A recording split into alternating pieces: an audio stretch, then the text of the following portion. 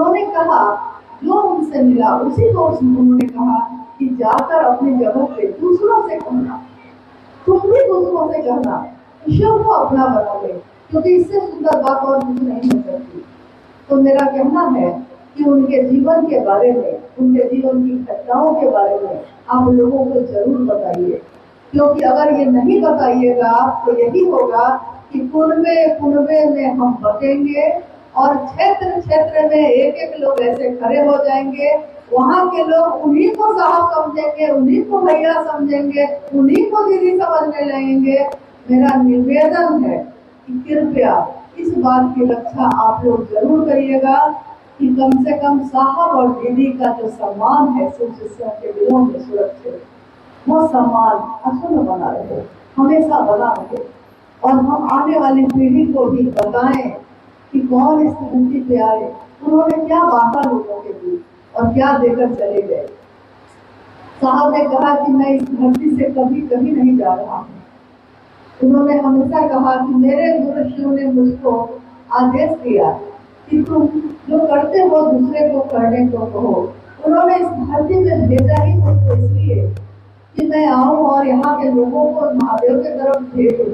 तो जब मेरे गुरु ने ये आदेश दे दिया है, मेरे गुरु ने ये नहीं कहा है कि तुम भी आ जाना, तुम लोगों को भेजते रहना, मेरी तरफ प्रेरित करते रहना। जब ये कहा है तो मैं कहाँ जा रहा हूँ, मैं कभी नहीं गया हूँ। और आज भी उनकी ऊर्जा, उनकी गति, उनके बोल हर शिष्यों के दिलों में गूंजते हैं और आज भी सारे लोग उनके साथ चल रहे हैं, वैसे ही उससे भी तेज, उससे भी अच्छी गति से। तो साहब के बारे में, दीदी माँ के बारे में लोगों को जरूर बताइए। अगर आपको नहीं पता है तो जैसा मैंने अभी पूछा कि जन्म कहाँ हुआ, आपको नहीं पता है। बाद में वो उनकी पढ़ाई लिखाई जहाँ जहाँ होती रही और बचपन में ही एक घटना ऐसी हुई चमत्कार की कि उस घटना ने उनके मन को मोड़ दिया, चमत्कार सीखने की ओर, अज्ञात को जानने की ओर। ये अज्ञात क्या है, हम कहाँ से आते हैं, हम कहाँ को जाते हैं, ये फूल खिलते क्यों हैं, मुरझाते क्यों हैं, ऐसे असंख्य सवाल उनके दिल में पैदा हुए और उन्होंने इसकी तलाश शुरू की। जब वो बचपन में ही अपने बालक स्वरूप नहीं थे, उनके घर में एक व्यक्ति आए जो उनके पिताजी से मिलने आए थे और उस व्यक्ति से उन्होंने जानना चाहा कि वो क्या करते हैं। उस व्यक्ति ने एक खरीका, जो छोटी सी लकड़ी से दांत साफ करते हैं हम लोग, एक खरीका हाथ में लिया और जमीन पे पटका। जैसे ही वो खरीका जमीन पे पटकाया, वो खरीका सांप में बदल गया, सांप में बदल गया। अब मेरे आपके सामने या हम बच्चे के सामने अगर कोई ऐसी घटना हो जाए कि खरीका किसी ने ऐसे पटका और वो सांप में बदल जाए, तब क्या हालत होगी। तो साहब इंद्रानंदी जो बालक थे वो चीख पड़े, वो घबरा गए, उनको लगा कि ये क्या हो गया।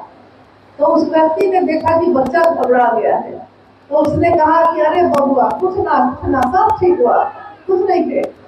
कह के फिर उन्होंने देखा कि वो फिर से खरीका में बदल चुका। लेकिन ये बात उनके मन में बस गई कि ये हुआ कैसे। उस व्यक्ति ने कहा कि चमत्कार है ये। साहब ने कहा मुझको भी सीखना है चमत्कार। उन्होंने कहा कि मैं जब बच्चा था और जैसे कोई बच्चा ट्रॉफी के लिए रुक जाता है, बैलून के लिए रुक जाता है, उसके लिए उस समय बैलून ही बहुत बड़ी चीज होती है।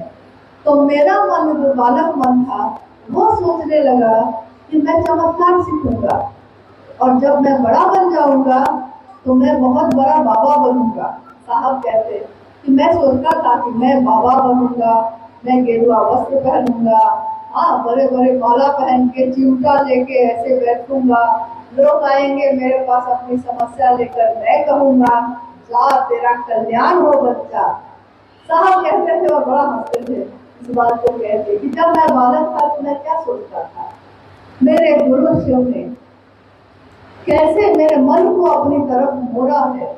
उन्होंने कहा कि उसके बाद मैंने गुरु की तलाश शुरू की, कितने लोगों को अपना गुरु बनाया, लेकिन जिसके पास गया निराश हो गया लौटा।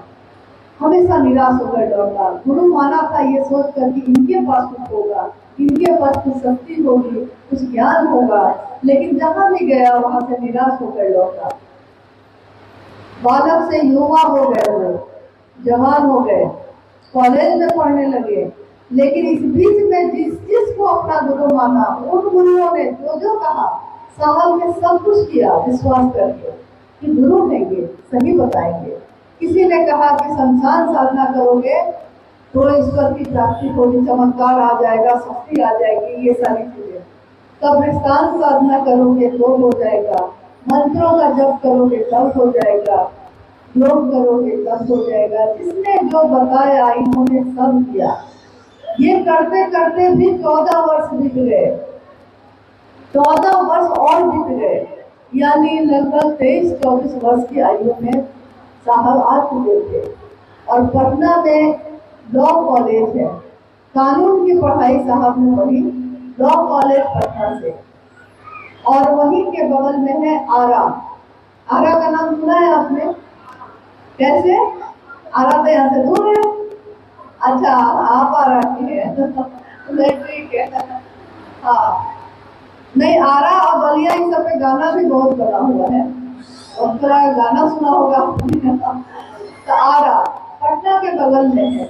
दिन में साहब फैजानंद जी कॉलेज में कानून की पढ़ाई करते थे और शाम में ट्रेन पकड़ के आरा के गांधी शमशान चले जाते थे। रात में शमशान साधना करते फिर लौटते। उस समय तक वो यही कर रहे थे, लेकिन एक इस तरह भी 14 वर्ष बीत चुके थे। एक दिन कोई भी काम करते करते हम आप थक जाते हैं। एक दिन ऐसा आया जब उनका मन निराश हो गया, थक गया। गुरु की तलाश करते करते वो इतने थक गए कि नवंबर का महीना था, ठंड का समय था, और 1974 ईस्वी थी। 1974 में एक दिन जब वो रात में आरा के गांधी शमशान गए, उस अर्धरात्रि में आधी रात बीत गई थी। उनके हताश मन ने, निराश मन ने ये सोचा कि कहीं कुछ नहीं बीता। उन्होंने अपने जीवन को मुड़ के देखा। उनके पिछले जीवन के 14 वर्ष इसी खोज में बीत गए थे और कुछ हासिल नहीं हुआ था। उन्होंने सोचा कि ये 14 वर्ष मेरे जीवन के बीत गए, व्यर्थ चले गए और मुझे कुछ हासिल नहीं हुआ, तो मैं अब क्या करूं, कहाँ जाऊं? और अचानक उनके मन में उनके पिता उनकी माँ को कहते थे कि मलकिनी, ईश्वर शिव के कहल जाला। मतलब अभी भी बहुत घरों में पति पत्नी को मलकिनी और पत्नी जो है पति को मालिक, दोनों एक दूसरे को, हाँ, दूसरा कहेगा कि नहीं कहेगा, हम ही लोग एक दूसरे को कह लेते हैं, नहीं दूसरा मालिक कहेगा कि नहीं कहेगा, तो वो भाषा है बोलचाल की। तो मलकिनी ईश्वर शिव के कहल जाला। और साहब को याद आई वो बात, और इसके साथ एक श्लोक भी याद आया जो बच्चे भी पढ़ते हैं, कॉलेज स्कूल में भी, घरों के पूजा में भी, घर में जो होती है पूजा उसमें भी लोग पढ़ते हैं। गुरुर् ब्रह्मा गुरुर् विष्णु गुरुर्देवो महेश्वरा गुरु साक्षात परब्रह्म तस्मै श्री गुरुवे नमः। यानी वो गुरु, इस पे बहुत लोगों को संशय होता है, लोगों को लगता है कि ब्रह्मा जी भी गुरु है, विष्णु जी भी गुरु है, सबके बारे में सोचते हैं लोग, लेकिन इस श्लोक का ये अर्थ नहीं है। इस श्लोक का अर्थ है, साहब ने भी बताया था कि इस श्लोक का अर्थ है कि गुरु में, कोई भी गुरु जब होगा तो उस गुरु में ब्रह्मानी शक्ति होती है, यानी आपको पैदा करने की शक्ति, वैष्णवी शक्ति होती है, यानी आपको जो पैदा किया है उसने अब आपका जीवन चलेगा। ये जीवन जो चलेगा कैसे चलेगा, इसकी शक्ति भी है, महेश की शक्ति, यानी एक दिन इस जीवन का अंत भी होगा, संहार की शक्ति, तीनों शक्तियां हैं गुरु के पास। इसके अलावा कहा गया कि हे गुरु, आप क्या हैं? आप साक्षात परब्रह्म हैं, ईश्वरों के भी ईश्वर हैं, यानी शिव है। तो साहब ने कहा कि मेरे मन में ये श्लोक बोल उठा। और मैंने यही सोचकर कि जब गुरु शिव है, गुरु ब्रह्मा है, सब कुछ है, तो वो ईश्वर ही गुरु क्यों नहीं है? ये सोचकर उन्होंने शिव को अपना गुरु मान लिया मन में। वो हमेशा ये कहते हैं कि मैंने भगवान समझकर ही शिव को अपना गुरु बनाया था, गुरु समझ के नहीं समझा था, क्योंकि पता नहीं था ना कि वो गुरु है कि नहीं है। भगवान ही गुरु क्यों नहीं है ये सोचकर बनाया था। लेकिन ये सोच जो उन्होंने रखी थी, उस सोच पर वो खड़े रह गए, सोच पे खड़े रह गए, बस इतना ही हुआ। और गुरु ने किया कमाल। गुरु ने उनके जीवन में ऐसी घटनाएं घटित होने उनसे शुरू हुई जिसके बारे में वो सोच भी नहीं सकते थे। वो जो सोचते सो होने लगता, जिसको जो कहते वो हो जाता। मतलब ऐसी कितनी घटनाएं हैं। घर में आटा खत्म है, माँ नीला वाला आके कह रही है कि आटा खत्म हो गया, किसी को भेजना होगा, पैसा देके भेज दीजिए लाने के लिए। और साहब कहते कि है तो डब्बे में है। माँ कह रही है कि नहीं है, हम अभी देख कर आए हैं। साहब कह रहे हैं कि जाकर देखो तो है कि नहीं। और जाती तो पूरा भरा हुआ है डब्बा।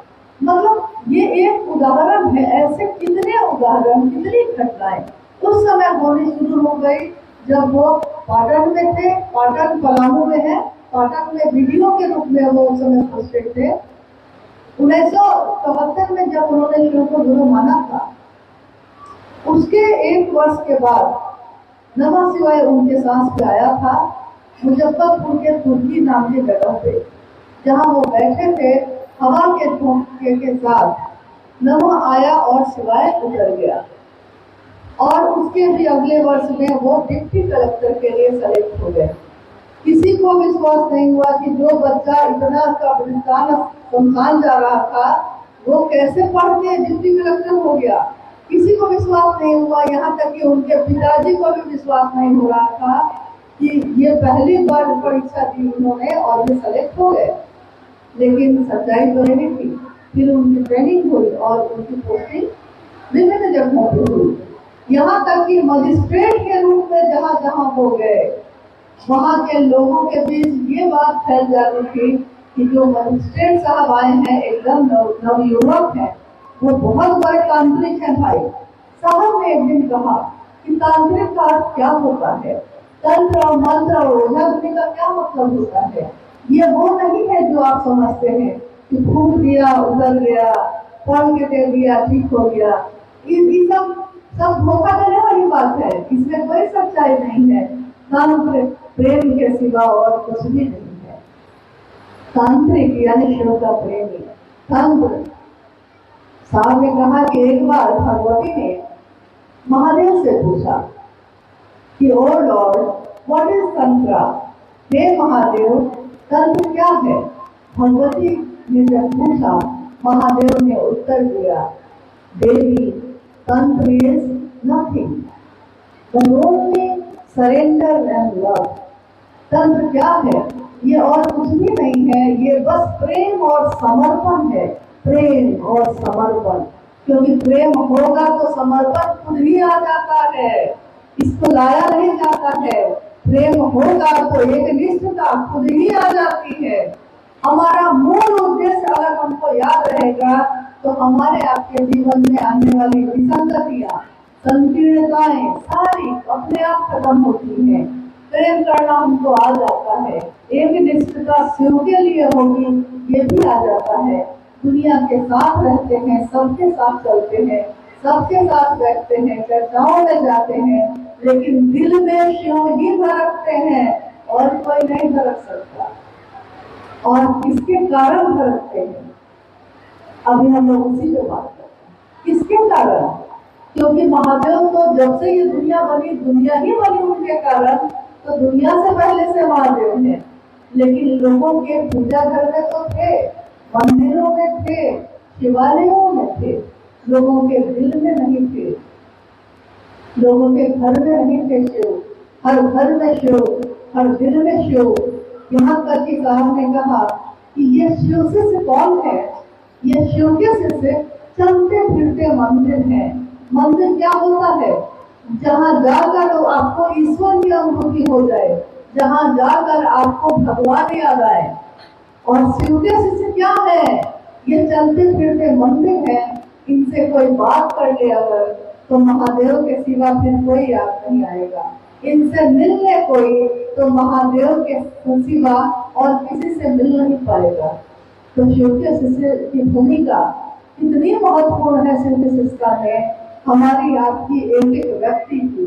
इसीलिए साहब ने बार बार कहा है हम सबों को कि छोटी छोटी बातों से व्यवहार से मत पालिए, छोटी छोटी बातों से एक दूसरे से घृणा मत करने लगिए। क्योंकि अगर शिव को प्रेम करिएगा तो हर व्यक्ति से आप प्रेम करिएगा, कोई पराया नहीं है। और अगर हम लोग एक दूसरे से ऐसे ही प्रेम से चलते रहेंगे तो हम कब अपने गुरु का काम कर सकेंगे?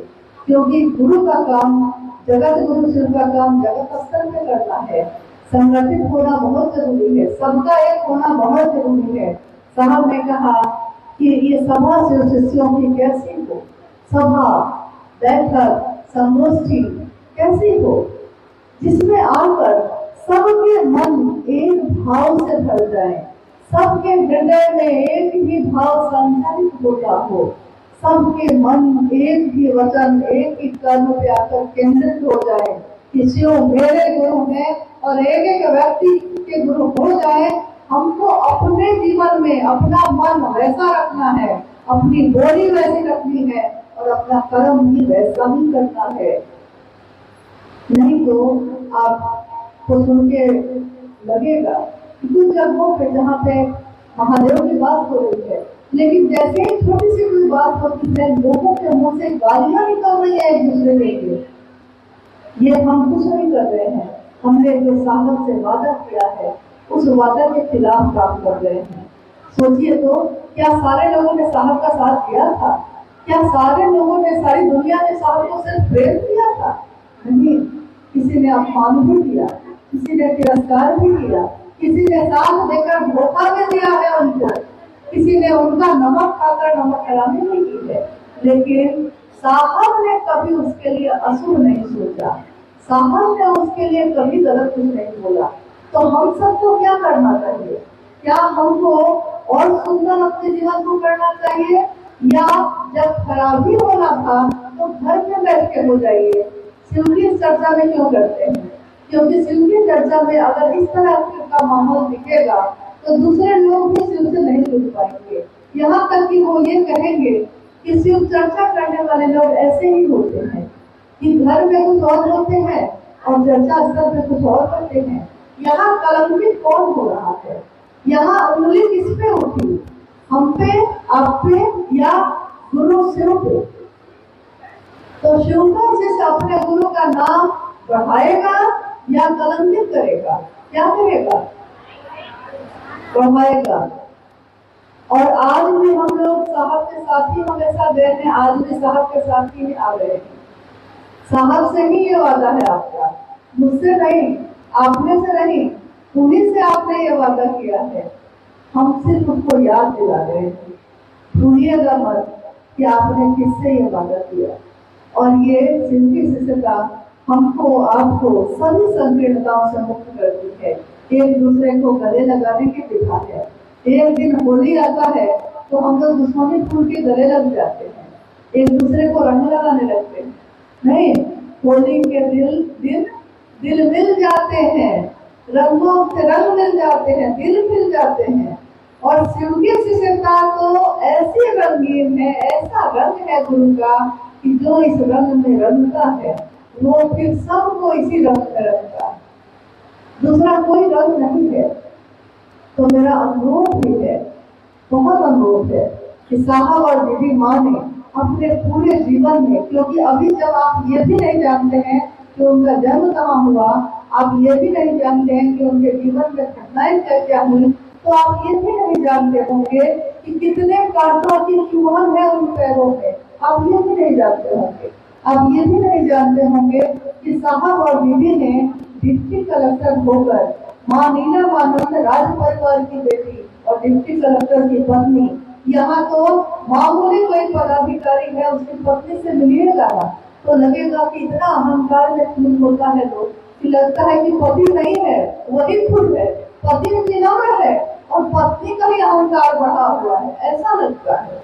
लेकिन जब माँ नीलमानंद जी से मिलिए तो लगता है कि अगर महादेव ने ममता की मूर्ति बनाई है, ममता की मूर्ति, माँ नाम दिया गया उसको, माँ नीलमानंद, जिनको हम लोग दीदी कहते हैं, दीदी नीलमानंद, ममता की मूर्ति, उनके शब्द में, उनके हर कृत्य में ममता की को झलक थी। सभी शिव शिष्यों को उन्होंने एक जैसी ममता दी, एक जैसा पोषण दिया। साहब के साथ रातों को जगी, ट्रैक्टर पे बैठकर खेतों में गई। आज आप जाते हैं तो आप कहते हैं कि हम लोग उस गांव गए, उस गांव गए, उस गांव गए। क्या आपने कभी सोचा है कि जिस दिन कहीं भी कोई भी शीर्ष नहीं था, उस समय साहब और दीदी माँ नीलमानंद कहाँ गए होंगे और कैसे कैसे गए होंगे।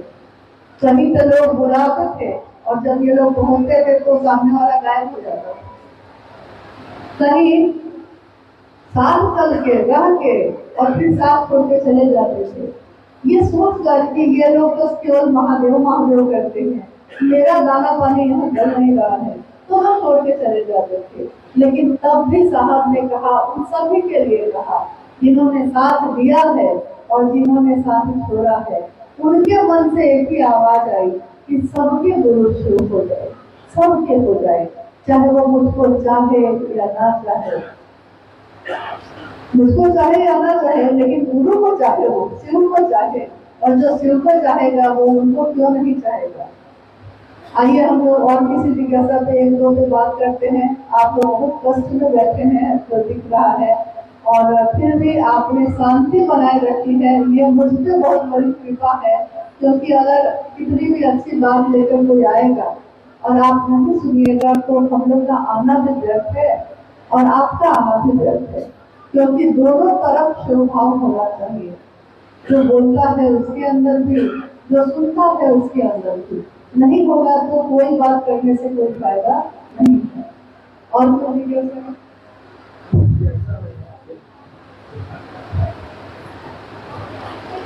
गुरु भाई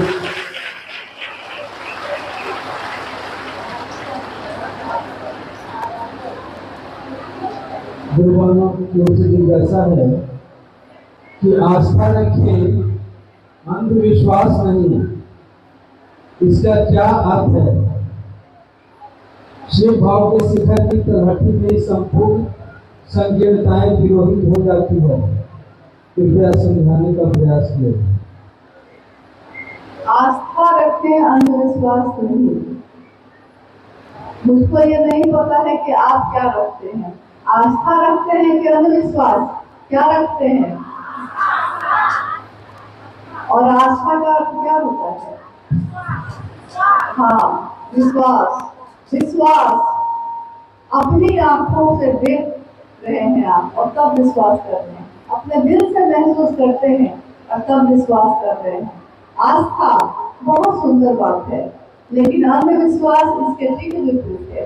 अंधविश्वास यानी बहुत जगहों पे आप देखिएगा कि लोग भ्रमित करने के लिए कभी झाड़ फूक का बहाना करेंगे, कभी कुछ पढ़ के दे देंगे, पानी पढ़ के दे देंगे, मिट्टी पढ़ के दे देंगे। ऐसा नहीं कि मिट्टी की अपनी ऊर्जा होती है, साधु की अपनी ऊर्जा होती है, ऊर्जा होती जरूर है, लेकिन हर व्यक्ति सही गुरु नहीं होता।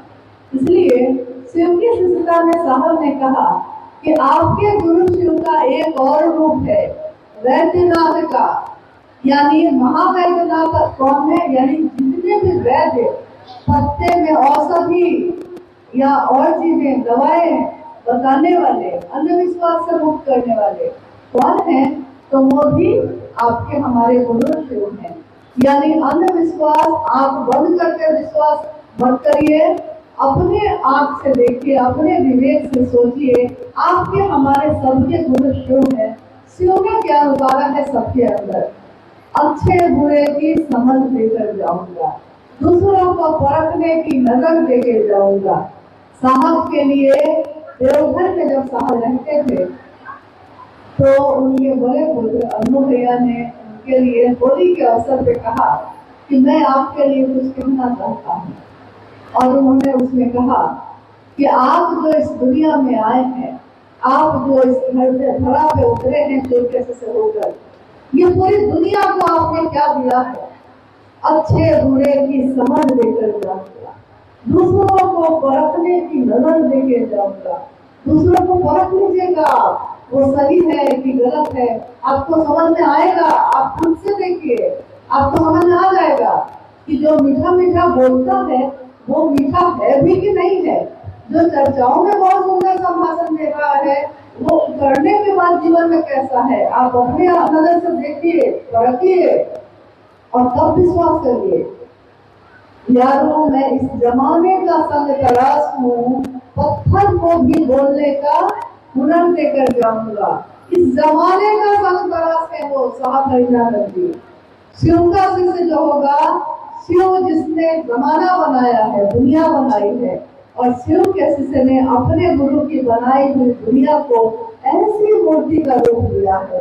संग तराश कहते हैं जो पत्थर के टुकड़े को तोड़ तोड़ के सैनिक हथौड़े से पत्थर के बेकार टुकड़े को देखिएगा कि मूर्ति बना देता है। देखिए उन्हें मूर्ति बना देता है और उस मूर्ति की पूजा होती है। पूरे जमाने के लिए नहीं कहा जा रहा है कि पूरे जमाने के ही संग तराश है वो, पूरी दुनिया को शिव जैसा सुंदर रूप देने के लिए चले हैं जो, और उन्होंने हमारे आपके पत्थर जैसे जीवन को भी बोलने का हुनर दे दिया। हर पत्थर बोल उठा है। लोग कहते हैं कि पत्थर पे ध्रुव नहीं उड़ सकती, कहते हैं लोग ना, लेकिन पत्थर पे भी ध्रुव उड़ाने की विधा है शिव की शिष्यता। वो पत्थर को भी पिघलाती है, पत्थर पे भी शिव का निशान छोड़ती है और वहां भी हरियाली उठाती है। हमारा आपका जीवन क्या था? पत्थर ही तो था। हम जीते थे, जानवर भी जीता है, वो भी पैदा होता है, उसके भी जीवन, उसके भी बच्चे, उसकी भी मौत होती है। हमारे भी ऐसे ही जिंदगी थी, लेकिन उस जिंदगी में एक प्राण फूका है साहब ने। शिव की शिष्यता की जीवंत सुगंध, शिव की शिष्यता की बगिया जो आज लगी है शिव के शिष्यों के रूप में, उसको बनाने वाले साहब और दीदी माँ है। हम उन सबको नमन करते हैं उनको, और उनसे यही कहते हैं कि वो मुझे हमेशा अपना ये आशीर्वाद बनाए रखें जो उन्होंने कहा। उन्होंने लोगों से हमेशा कहा कि मैंने शिव को चाहा, शिव ने मुझको चाहा, शिव ने मुझको चुना, लेकिन मैंने फिर शिव को जो चाहा है तो फिर उसको चाहने के बाद फिर और किसी को चाह न सका, और शिव के लिए ही शिव को चाहा है, इसलिए शिव की चर्चाएं करता हूँ, इसलिए शिव की बात करता हूँ। लेकिन हमारी आपकी स्थिति वैसी नहीं है। हम आप शिव के बात करते हैं, शिव को चाहते हैं, लेकिन उस स्तर पे नहीं कि उसके सिवा फिर कुछ और ना चाहें। हम चाहते हैं, लेकिन उसके साथ साथ हम दूसरी चीज भी चाहते हैं। हम ये भी चाहते हैं, हम वो भी चाहते हैं, हम सब कुछ चाहते हैं। और शिव की चर्चा भी करते हैं तो ये सोच के करते हैं कि इधर का इलाका मेरा होगा, इधर का क्षेत्र मेरा होगा, इस प्रखंड में मैंने बनाया है लोगों को, और तुम क्या बात करोगे, तुमको तो मैंने खड़ा किया है। ऐसी भाषा भी आपको सुनने को मिल जाएगी कि अरे आप क्या बात कीजिएगा हमसे, जब आपको चलने नहीं आता था शिव शिष्टा में तो मैंने ही तो चलना सिखाया है। उस समय बोलने वाले लोग ये भूल जाते हैं कि उनको चलना किसने सिखाया। उनको या ऐसे असंख्य लोगों को ये गिर के चलना, चल के गिरना, फिर से चलना साहब हरिंद्रानंद जी ने सिखाया है। तो हम अगर कृतज्ञ होंगे तो अपने गुरु शिव के लिए होंगे, और अपने बड़े गुरु भ्राता साहब हरिंद्रानंद जी, माँ नीलमानंद जी के लिए होंगे, और उनके लिए होंगे तो सबके लिए होंगे। बस जरूरत इतनी है कि हम ये समझ जाए कि हमको किसके लिए होना है। कोई ना कोई किसी को जोड़ता ही है, लेकिन इसका ये अर्थ नहीं है कि वो अपने पीछे लोगों को चलाने लगे। ये कभी नहीं करना चाहिए। ये एक आध्यात्मिक अपराध है साहब ने बार बार इसकी चेतावनी दी है कि किसी गुरु भाई गुरु बहन को, शिव के शिष्यों को अपने पीछे मत चलाइए, क्योंकि आज आपकी डाली सूखी नहीं है, हरी है, कल सूखी हो जाएगी, कल टूट जाएंगे, तब जो आपको पकड़ के बैठा है वो भी गिरेगा कि नहीं गिरेगा, वो भी टूटेगा कि नहीं टूटेगा। आज हम कहते हैं ये भैया बहुत अच्छे, ये दीदी बहुत अच्छी, तो हम अब किसी और से नहीं मिलना है और इसी के साथ चलेंगे। ठीक है, बहुत अच्छी बात है, लेकिन अगर वो टूट गया तब तो आपकी यात्रा नहीं गई। तो चलिए सबके साथ, सम्मान सबका करिए, प्रणाम सबको करिएगा। जो शिव को प्रणाम करेगा वो दुनिया के हर शहर को प्रणाम करेगा, जो शिव का सम्मान करेगा वो दुनिया का सम्मान करेगा, शिव की बनाई हुई दुनिया में। लेकिन चलेगा अपने महादेव के पास, उन्हीं के रास्ते पे चलेगा, फिर किसी और के पीछे नहीं। साहब बहुत ज्यादा इस बात के लिए चिंतित रहा किए हैं हमेशा। उन्होंने कहा भी है कि मुझको ये बात बिल्कुल पसंद नहीं आती है कि कोई अपने पीछे किसी को चलाने लगे, क्योंकि चलाना था महादेव के तरफ, चलाने लगे अपने पीछे। अरे महादेव की तरफ चलाओगे तो तुमको भी छोड़ेगा नहीं। कोई महादेव की बात करता है तो लोग उसको छोड़ते हैं, उसके घर जा जाके कहते हैं कि चलिए चलिए आपको चलना ही पड़ेगा मेरे यहाँ, चर्चा करते नहीं, कहते हैं कि नहीं। इसके लिए आपको अलग से प्रयास करने की जरूरत ही नहीं है। महादेव की बात करिए और लोगों की तरफ ही, लोगों को भी अपने साथ लेकर चलते रहे।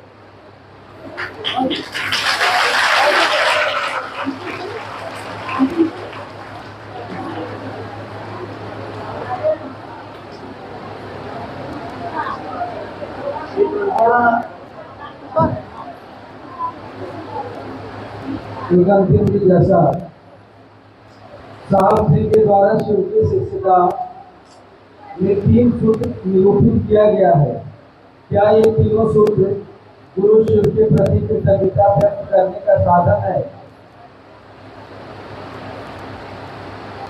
अभी जब हम लोग बच्चा जब 10वां में चला जाता है और उससे मास्टर फिर से पूछता है कि पहला क्लास में जो पहाड़ा याद किए थे वो याद है कि नहीं, तो आप देखिएगा कि बहुत बच्चे भूल जाते हैं, भूलते हैं कि नहीं, बहुत बच्चे भूले जाते हैं। हाँ, 5-10 का पहाड़ा पढ़ते पढ़ते भूल जाते हैं, याद करके रखते हैं, 10वां में चले गए हैं। क्यों ऐसा हुआ? क्योंकि फेरा नहीं गया है। शिव को गुरु बनाने के बाद हम लोग को कहा गया, या हम लोग एक दूसरे को कहते हैं कि 3 सूत्र करिएगा। कहते हैं ये 3 सूत्र क्या है? क्योंकि अगर किसी भी चीज को हम ठीक से समझेंगे नहीं तो फिर उस बात को करने से कोई फायदा नहीं होगा। मशीन की तरह किसी काम को करने से उसका वो रिजल्ट, वो परिणाम नहीं आता है जो आना चाहिए। क्योंकि हम लोग ये कहते हैं कि हम लोग सालों साल से महादेव को गुरु बना के चल रहे हैं, लेकिन हमको दया नहीं हुई महादेव की। कहते हैं ना, हम में से कुछ लोग कहते हैं दया नहीं हुआ भाई, 8 साल हो गया। दया का मतलब हम लोग क्या समझते हैं कि बच्चा नहीं हुआ तो दया नहीं हुई, पति को नौकरी नहीं मिली तो दया नहीं हुई, यही समझते हैं ना। लेकिन पहला सूत्र, तीनों सूत्र जो हम लोग को मिला है, ये साहब के जीवन में जो घटनाएं हुई हैं उन घटनाओं का निचोड़ है ये तीनों सूत्र। पहले बार उनको मिला था नमः शिवाय, लेकिन आप देखिएगा कि तीनों सूत्र में तीसरे सूत्र पे है नमः शिवाय, मतलब प्रणाम करने के बिना। क्योंकि साहब वृंदावन जी ने अपने जीवन में देखा कि किसी तंत्र मंत्र, किसी मंत्रों का जप, कोई साधना आराधना, किसी चीज की जरूरत नहीं होती है, मात्र एक ही चीज की जरूरत होती है, शिव की दया। शिव की दया अगर हो गई कुछ भी हो सकता है, जो आप चाहिए सो वो शिव ही आपका हो गया। तो कायनात में कौन ऐसी चीज है जो मेरी नहीं है, कौन ऐसी बात है जो हम चाहे और न होगा। तो पहला सूत्र साहब ने कहा कि मन ही मन अपने गुरु शिव को ये संप्रेषित करिए, ये कहिए कि हे शिव आप मेरे गुरु हैं मैं आपका शिष्य हूँ, मुझ शिष्य पर दया कर दीजिए। पहला सूत्र क्या कह रहे हैं हम लोग? कैसी हो आप? अब मैं आपका किस पर दया करिए? तो इसमें बेटा कहाँ आ गया? बेटी माँ कहाँ है कहीं? विद्यार्थी कहता है अपने गुरु से कि ज्ञान दीजिए, मैं आपका शिष्य बन के आया। और शिष्य जाति, धर्म, वर्ण, संप्रदाय, लिंग सबसे परे की बात है शिष्य का। यानी शिष्य का मतलब ही होता है जो गुरु के आदेश के अनुसार, गुरु के अनुशासन में रहने योग्य हो, जो गुरु के आदेश पे चलने वाला हो। शिष्य वही है, सही अच्छा शिष्य, बढ़िया शिष्य। तो पहले में हम कहते हैं आप महादेव हैं, आप महाकाल हैं। हम ये नहीं कहते, हम कहते हैं कि आप तो महादेव हैं, नहीं कह रहे हैं। हे शिव, आप मेरे गुरु हैं। गुरु मतलब आप जगत के गुरु हैं, आप सदगुरुओं के गुरु हैं। और हमको कुछ नहीं आता है। साधु और तपस्वी और सदगुरु लोग आपके शिष्य हैं, और हम कैसे शिष्य हैं? जिसको कुछ नहीं आता है। लेकिन हे महादेव, दया कर दो, क्योंकि दया ऐसी चीज है, मर्सी अपील एक ऐसी चीज है, दया की मांग एक ऐसी चीज है जो हमको कुछ नहीं आता है, लेकिन तब भी हमको अपना शिष्य बनाइए। ये पुकार कहाँ से करनी है? मन से। हमारा मन ही किसी को अपना समझता है। मन के बारे में साहब ने कहा, एक ऐसी मशीन है ये जो दिखाई नहीं देती, अदृश्य है। एक बार साहब ने पूछा कि आपकी, हम कहते हैं ना बच्चे को, आम कहाँ है बाबू? तो वो कहता है यहाँ। नाक कहाँ है? तो कहते हैं यहाँ। मुंह कहाँ है? कहता है यहाँ। साहब ने एक बार पूछा कि ये सब तो मालूम है कि कहाँ है, दिल कहाँ है, दिमाग कहाँ है, सब मालूम है, किडनी कहाँ है, आंख कहाँ है, सब मालूम है, मन कहाँ है भाई? ये मन कहाँ है? सारे लोग चुप हो गए, क्योंकि मन कहाँ है ये तो पता ही नहीं है। ये आज तक किसी को पता ही नहीं चला। रहता है आप ही के साथ, उसी जीवात्मा के साथ, लेकिन किसी को नहीं पता है कि पूरे शरीर में है कहाँ वो। लेकिन सारा खेला उसी का है, क्योंकि हम अपने जीवन में कुछ भी करते हैं तो कहते हैं कि मन है तो करेंगे। आज मेरा मन नहीं करेंगे। आज मेरा मन ये खाने को है, आज मेरा मन ये खाने को नहीं है, तो हम नहीं खाएंगे, कहते हैं ना। यानी आपको नहीं, आपके मन को नहीं अच्छा लग रहा है ये। साहब ने कहा यही अदृश्य मशीन जो दिखाई नहीं दे रही है, लेकिन ये मशीन क्या करती है? हमारे साथ, हमारे शरीर में, जीवात्मा में जो विचार पैदा होते हैं हर क्षण, मतलब आप चुपचाप बैठे रहिएगा शरीर से, लेकिन आपका दिमाग में बैठा रहता है, उसमें पैदा होती रहती है बात। तो उन्होंने कहा कि विचार पैदा करने की मशीन है, और विचार जो मेरे गुरु हैं ये भी एक विचार है। पैदा दिमाग में होता है विचार, लेकिन जाता है ये रास्ता दिन तक, क्योंकि तब विचार भी अगर बार बार ये करते रहे हम, किसी आप मेरे हैं, मैं आपका हूँ, मुझ पे दया करिए, तो एक दिन हमारा मन ही उसको पकड़ लेता है। जैसे साहब से किसी ने पूछा कि साहब महादेव हमको कैसे पकड़ेंगे?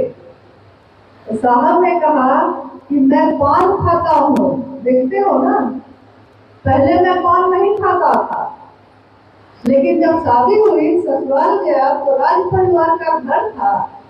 घर में देखिएगा जमींदार परिवार या राज परिवार में सारे लोग पान खाएंगे, महिलाएं भी खाती हैं। तो साहब ने कहा कि एक खा लीजिए मेहमान बाबू, दो खा लीजिए मेहमान बाबू। करते करते करते करते पान खाना शुरू किए थे हम। अब पाने हमको खा रहा, पाने हमको पकड़ लिया। जब पान मुझको पकड़ सकता है, शुरू हम किए थे एक दो से, पान ही मुझको पकड़ लिया, तो महादेव महादेव करते करते महादेव हमको आपको नहीं पकड़ेगा। किसको पकड़ेगा वो? पहला सूत्र मन को महादेव से पकड़ाने की विधा है और महादेव की दया होती है, महादेव के लिए भाव पैदा होता है, तब हम आप जो चर्चा करते हैं यानी दूसरा सूत्र। शिव की चर्चा खुद को भी समझाना है, दूसरे को भी समझाना है, दूसरे को समझाने में खुद समझते हैं। इसको बताया उन्होंने साहब ने कि किसी को चौक पे पहुंचाने जाइएगा, कोई कहता है कि चौक पे जाना है, हमको देखा हुआ नहीं है, पहुंचा दीजिएगा, तो आप कहते हैं ना कि हाँ चलिए चलिए पहुंचा देते हैं। पहुंचाने में आप पहुंचिएगा कि नहीं? चौक पे किसी को पहुंचाने जाइएगा, उसको पहुंचाने में आप पहुंचिएगा कि नहीं? आप भी पहुंचिएगा। दूसरा सूत्र यानी स्वयं को भी सुनाना है, दूसरे से भी, दूसरे से कह रहे हैं आप शिव को गुरु मानिए ना भैया, दीदी मानिए ना, कह रहे हैं दूसरे से, लेकिन मेरा मन भी उस बात के साथ चल रहा है, तो आपके साथ साथ हम भी चल रहे हैं कि नहीं? महादेव की तरफ चल रहे हैं। यानी दूसरा सूत्र अपने स्वयं को और समूह जिसको भी आप बोलते हैं, दोनों को शिव भाव से भरता है। और ये कहाँ कब होता है? जब मेरा मन शिव की परिधि में रहता है, तब शिव के घेरे में रहता है, तब हम बोल रहे हैं आप सुन रहे हैं, आप बोलिए हम सुनते हैं, लेकिन मेरा मन अगर आपकी बात पे नहीं होगा तो आप कितनी भी अच्छी बात बोलिएगा हमको याद रहेगी? नहीं याद रहेगी। सामने बैठे हैं आप, आपसे कोई कहता है कि ये बात, थोड़ी देर बाद आप कहते हैं कि दूसरी बात जो तुम कहे थे क्या बोले थे, तो वो गुस्सा हो जाता है, कहता है कि अभी तो बताए तुझको, तो आप कहते हैं कि मन मेरा कहीं और चला गया था। यानी शिव की चर्चा में आपका मन अगर महादेव के घेरे में नहीं है तो न तो चर्चा हो सकेगी, न तो चर्चा सुन सकिएगा, दोनों नहीं हो पाएगा। यहाँ भी मन है। तीसरे सूत्र में प्रणाम करने की विधा है, प्रणाम भी हमारा आपका मन करता है, और मन अगर प्रणाम की स्थिति में नहीं है तो हाथ जोड़ के प्रणाम करने से या पांव छू के प्रणाम करने से प्रणाम नहीं होता है। ये औपचारिकता होती है, ये शिष्टाचार होता है, लेकिन प्रणाम हमारा आपका मन करता है। किसी के लिए आदर, किसी के लिए सम्मान और श्रद्धा हमारा मन रखता है, तो हम उस मन को, ये तीनों क्रिया मन पे हो रहा है, देखिए ध्यान दीजिएगा इस बात पे। लेकिन हम लोग क्या कर रहे हैं? माला पकड़ के बैठे हैं, तो माला पे ही क्या है कि दाना इधर तो नहीं हो गया, दाना उधर तो नहीं हो गया।